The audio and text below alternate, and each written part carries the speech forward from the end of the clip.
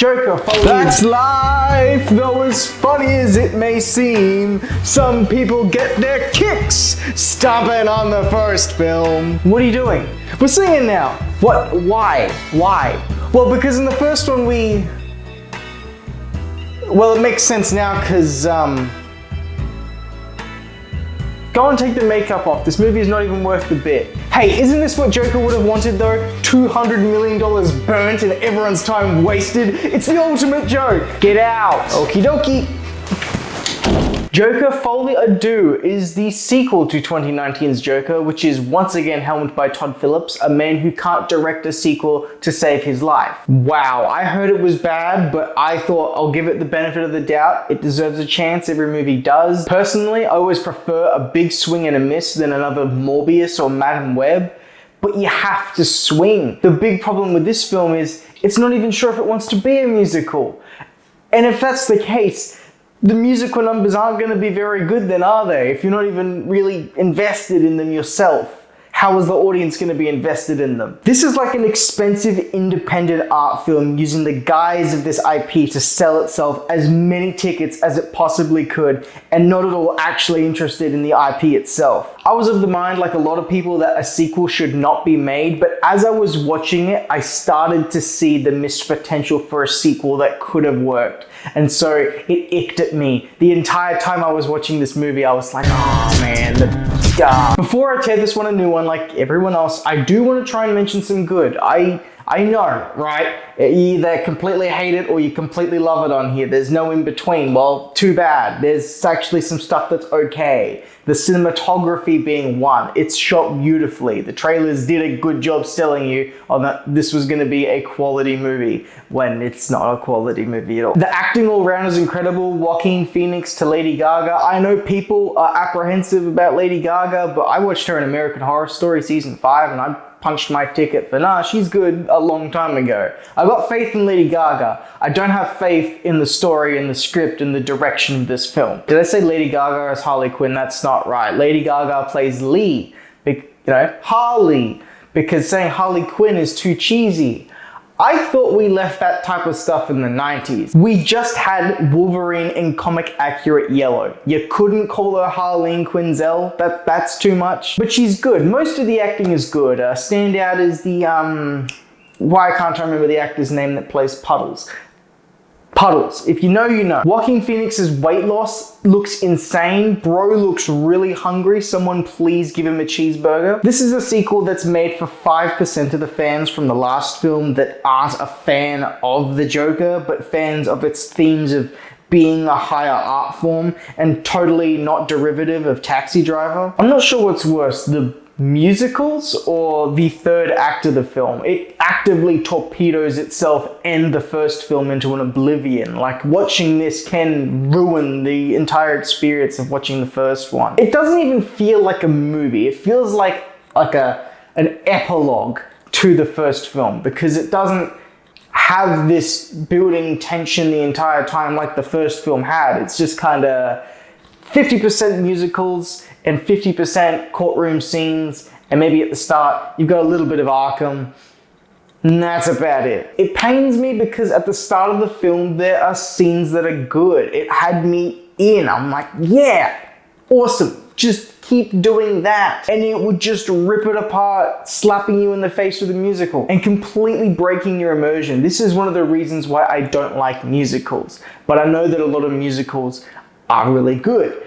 This is one that really does not help the case for people that love musicals. It only fuels people like me that are like, nah, I'm not with it. I don't think I can go into a single issue. Did somebody say single? You want a single? Huh? Hey, we got Lady Gaga here. I ain't lying. She's really there and not just a figment of my imagination, although that would be much more interesting than what we got in the actual film. You're blowing my mind right now. Please leave. Nah, just go. Right. Why are you still doing lost, buddy? You sure you don't enjoy the musicals? No? Okay then, go. I don't think I can talk about a single thing in this film anymore without spoiling it. So I need to grade it and then we're going to deep dive into it. I know to anyone that hasn't seen it and is out of the loop that this might sound insane because the trailers did make it look so good. who am I kidding? You all know it's completely atrocious trash. For me, Joker Folie à Deux is gonna get a 2 out of 10.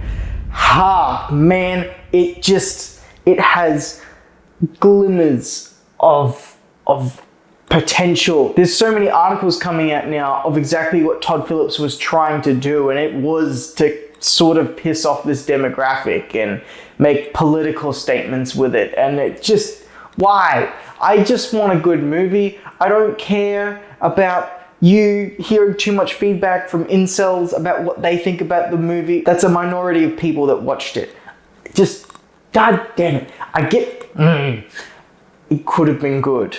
Hear me out. So spoiler time, if you haven't seen it and you don't want it ruined, this is your time to get off right now, because I'm about to just spoil the ending straight up in 5, 4, stop scrambling to find the remote, close the tab, 3, 2, this is your last chance, 1. This movie, by the end of it, wants to say that Arthur Fleck is not the Joker. That the Joker could be anybody. Probably the guy that shanks him in a prison at the end and carves a smile in his face. That could be the Joker. Now, the problem with that is the Joker, to me, is not a character that anyone could just become. You know, that's what Joker thinks. Killing joke. One bad day can make someone as crazy as me. Well, Jim Gordon didn't go as crazy as him. It's just him, and the joke is kind of on him. It's why, you know, that...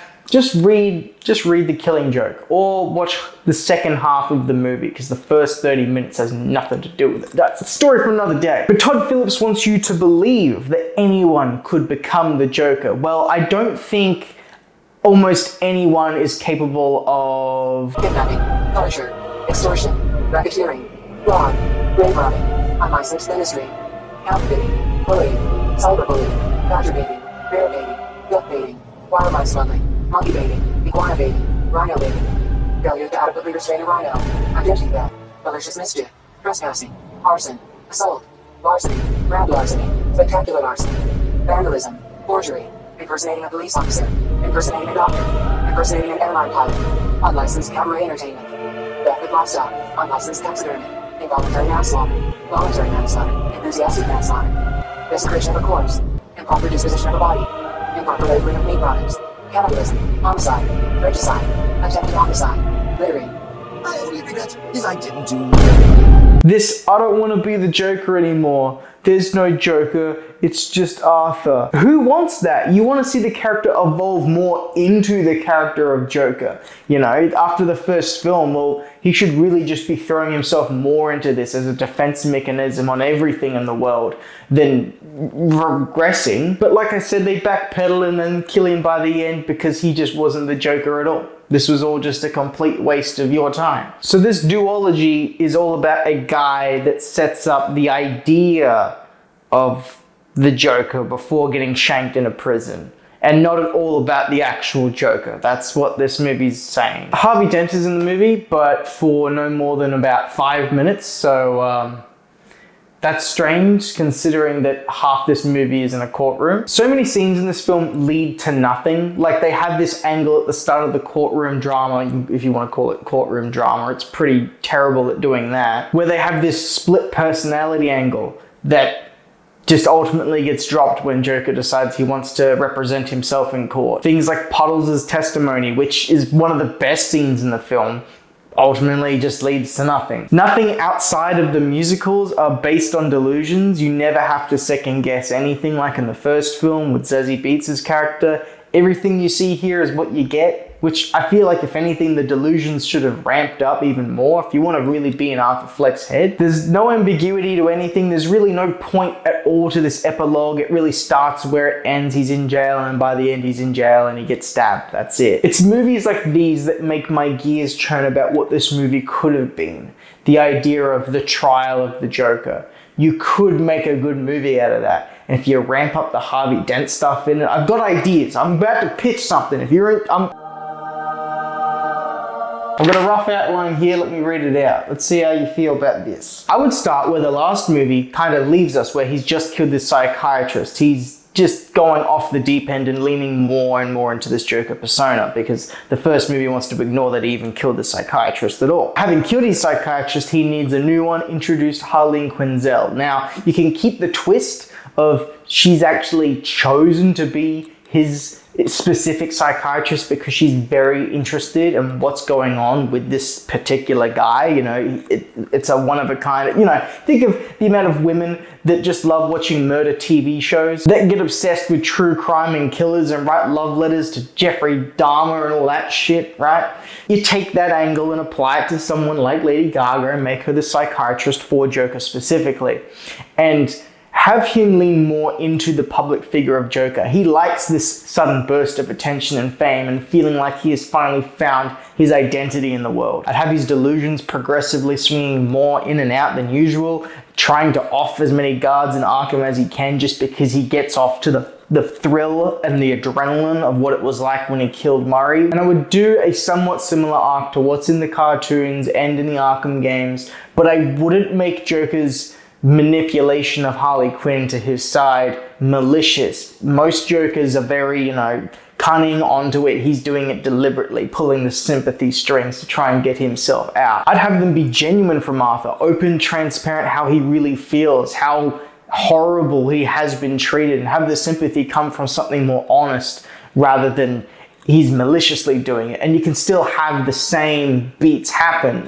This is how you tell the story, but tell it in a way that's slightly different to what everybody knows, because it's not some smart manipulation. That's not what Arthur Fleck is. He's not some criminal mastermind, and I keep that in mind going forward in the movie. Don't worry, I've got an idea on how you do it. Now, these psychiatrist visits with Harley Quinn, they are happening in the first 2 acts of the film, and spliced in between all these, we have the courtroom scenes, the trial of the Joker and all this, and they're trying to, do you get the death penalty or not? I think that element should stay. However, what I think should change is Harvey Dent and the way that Harvey Dent is handled.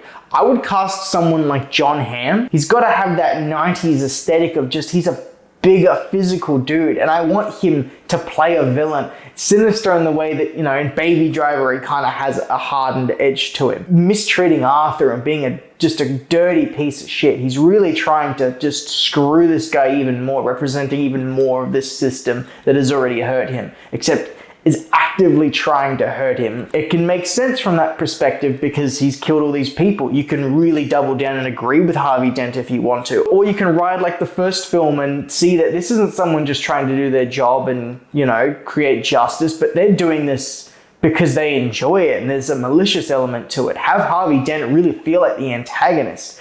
And this juxtaposition between getting another really sad story from Arthur about how his mum was or this or that, and then constantly cutting back to a courtroom where he's just getting bashed on. I'd have that be the first 2 acts of the film. And I would have those acts building like the first movie did, where it's just slowly winding up. Underneath it, with the turmoil in the city, I'd be sprinkling in bits here and there about what's happening with the Wayne estate, the Wayne banks. The Waynes are dead. Everything's kind of in shambles and they're all in a vulnerable place. At the end of the second act, how I would do it is I'd build up to it just like the first film builds to Murray getting shot in the head, right?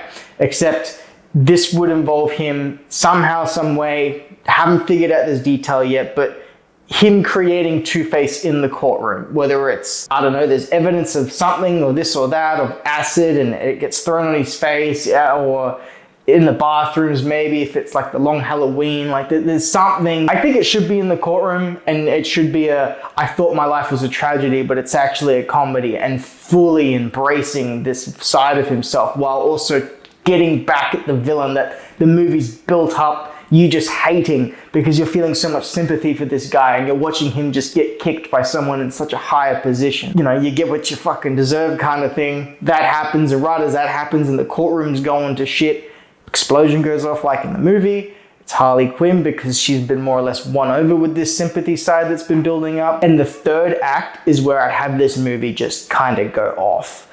I know that Arthur Fleck isn't a criminal mastermind, so he's not going to be orchestrating all this. I would have him treated like Tyler Durden is treated in Fight Club. Think of the very end of Fight Club, where after the narrator has shot himself in the mouth, you have all of his, goons or his guards looking at him like, man, that is one tough motherfucker. But he's not the biggest guy in the world. He's just taken a lot of punishment, a lot of hits. A lot of the world of Gotham, their perception of Joker is just what they've seen on TV. They don't know who Arthur Fleck is or understand all the mental illness that's going on. So Joker's strength in this is his strength in numbers. And so he's kind of pulled out of the courtrooms, he's pulled to some base of some sort, warehouse where all these people are more or less at, got him on a stand, and they're saying, hey, we want to rob the Wayne's bank because it's vulnerable.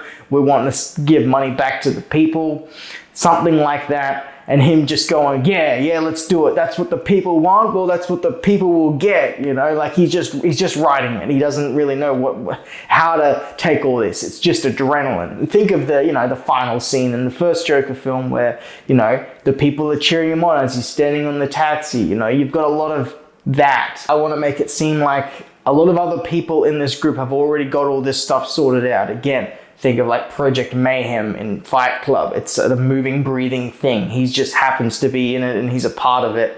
And they go for it on a Wayne bank so that the Wayne's thing actually, ties into the movie. And you have a big kind of set piece at the end of the film where they go in, they actually get all the money out. Joker's tossing money out everywhere like he's Jack Nicholson's Joker before the cops are showing up, closing in. One more thing I forgot to mention in the courtroom, when he acids Harvey Dent's just given him the death penalty. So he's got nothing left to live. He's gonna die either way. I want it to seem like that ticket has been punched. So he's just running with it. So that Wayne's bank, money's flying everywhere, cops are showing up. I don't want Harvey Dent to show up again. I want to feel like that antagonist has been dealt with. And for Arthur Fleck, it's that guy was at me for 2 acts of the film, and at least I got him back in the end. Like, I've ruined his life too. Because pulling off Two-Face realistically is just not really going to be an option in a universe so grounded. So just have that implied. Have it just, he's been hit. He's more or less taken off screen, bomb goes off, he's out, that's it. When they're robbing the Wayne bank at the end, all the clowns are running out with all this money. As it's all happening, police are showing up, reporters are showing up, they start filming everything, and Joaquin Phoenix just gets shot to shit.